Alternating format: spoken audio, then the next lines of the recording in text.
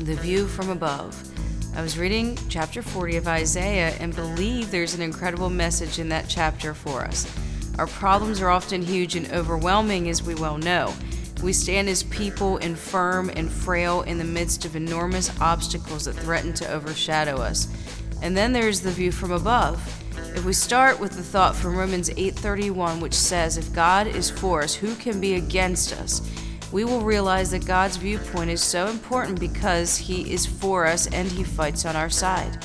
Isaiah chapter 40, verses 15 through 17 say, behold, the nations are as a drop of a bucket, and are counted as the small dust of the balance. Behold, He taketh up the isles as a very little thing, and Lebanon is not sufficient to burn, nor the beasts thereof sufficient for a burnt offering.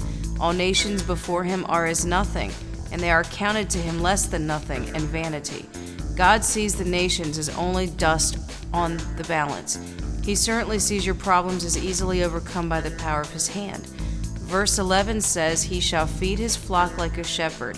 He shall gather the lambs with His arm and carry them in His bosom, and shall gently lead those that are with young. This is the expression of such tender loving care that our shepherd has toward us and also toward those who are mothers with young children.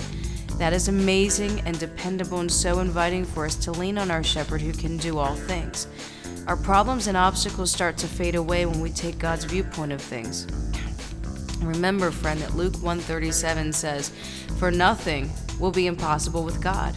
Whatever obstacles you are facing, you need to face them with God. Let Him be your defender and your shield. Let Him be your mighty tower. Verse 26 says, lift up your eyes on high, and behold, who hath created these things that bringeth out their host by number? He calleth them all by names, by the greatness of His might, for that He is strong in power, not one faileth. He holds the stars in place, and He can hold you.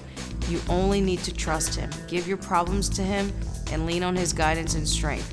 The chapter closes out with this, He giveth power to the faint, and to them that have no might He increaseth strength.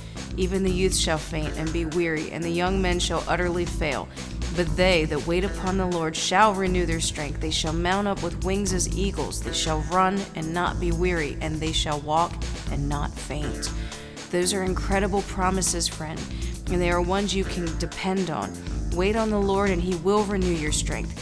He will get the glory, and others will be drawn to Him through your testimony. So remember the words found in Romans 8:37. The next time you are faced with trouble, it says, but in all these things we are more than conquerors through Him that loved us. Amen.